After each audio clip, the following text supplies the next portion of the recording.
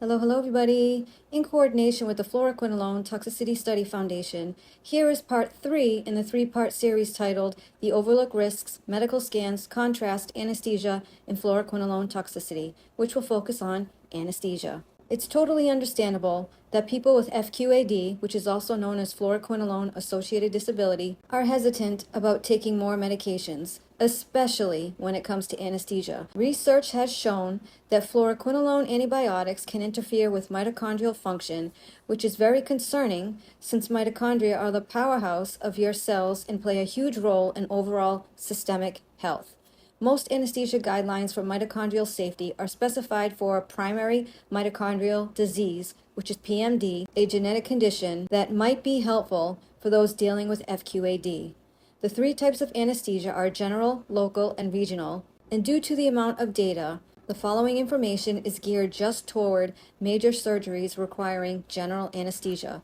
For individuals with mitochondrial issues, anesthesia isn't always straightforward, and here's why. 1. Heightened drug sensitivity may prolong sedation or muscle weakness because the body struggles to metabolize anesthetic drugs efficiently. 2. Anesthesia can push an already struggling energy system into overdrive, sometimes leading to the inability to clear lactic acid properly, which can be made worse by supporting medication used during surgery. 3. Certain muscle relaxants, sometimes used, such as succinylcholine, may cause extended paralysis in patients with compromised mitochondrial function, making post-surgical recovery more challenging.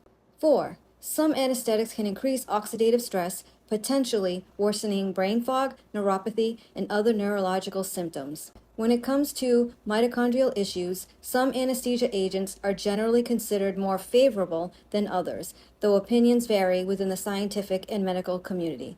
The choice of anesthesia depends on several factors, including the patient's specific condition, the type and length of surgery, and which drugs will be used to induce and maintain anesthesia. Total intravenous anesthesia, TIVA, is often preferred over inhaled anesthetics. Propofol, while commonly used in surgeries, should be approached with caution due to its multiple effects on mitochondrial function. It's recommended for induction rather than continuous infusion because of this. Patients with mitochondrial dysfunction are likely at higher risk to develop propofol infusion syndrome. Ketamine is another intravenous option, often combined with dexmedetomidine, a drug which provides sedation with minimal respiratory depression and has a more favorable profile for those with mitochondrial dysfunction.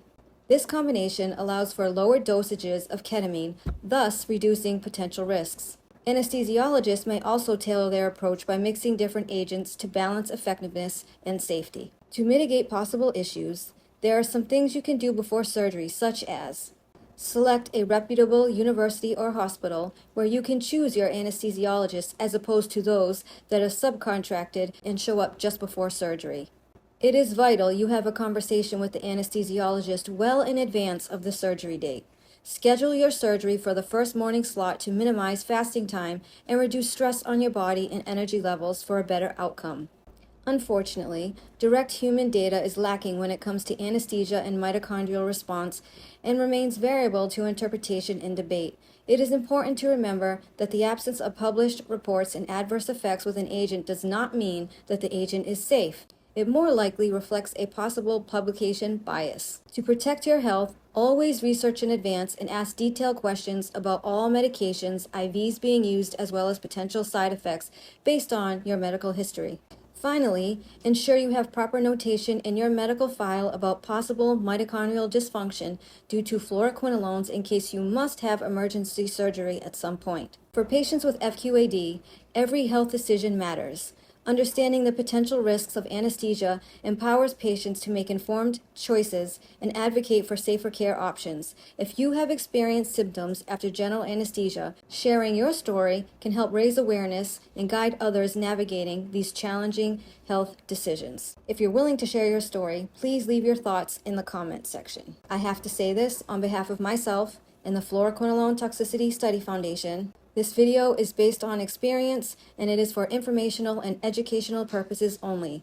We are not doctors and are not here to treat, diagnose, cure, or prevent any illness or disorder. Please work with your healthcare provider to do so. Hope this video was informative and helps you understand how anesthesia affects mitochondria, especially if you are floxed, have fluoroquinolone toxicity, or FQAD. This concludes the 3-part series. Hope it was informative, and if you're looking for any other information in any other series, please reach out and we would be more than happy to create them for you. Thanks, everybody.